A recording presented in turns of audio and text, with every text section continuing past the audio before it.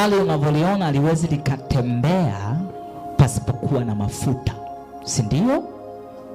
Maisha ya mwanadamu hayawezi yakatembea au yakawa katika usahihi wake kama hakuna nguvu za Mungu.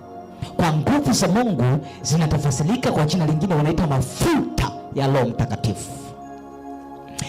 Tunaita upako wa Roho Mtakatifu.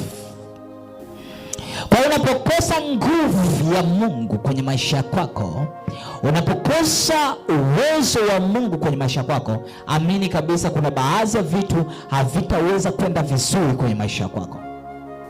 Unanisikiliza? Unanisikiliza? Ndio wanaoita uwepo wa Mungu.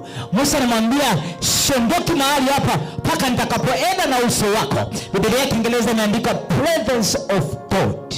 Ni nguvu ya Mungu. Musa anasema huko tunakokwenda kuna watu wakubwa, huko tunakokwenda kuna watu wana nguvu kuliko sisi, lakini nini kitakachonifanya mimi nitofautiane nao wale? Ni uwepo wako, ni nguvu zako.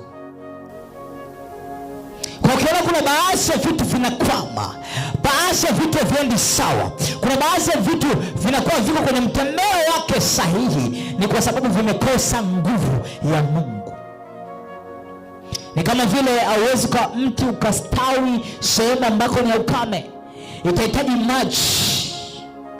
Samaki utamuona kwenye uwezo wake na uhalisia wake kama hayuko kwenye maji, na mwanadamu utamuona katika usahihi wake na ubora wake kama hayuko kwenye nguvu za Mungu, kama hayuko kwenye uwepo wa Mungu. Sijui unanielewa?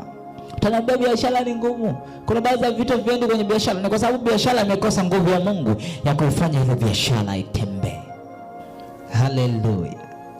Kitu ambacho ni saini yetu kama watoto au watu wanaosali hapa ni kubeba nguvu ya Mungu. Simwamini mtu ambaye hana nguvu za Mungu. Simpendi mtu ambaye hana nguvu ya Mungu, kwa sababu hata kuwa na majibu ya baadhi ya vitu kwenye maisha yake.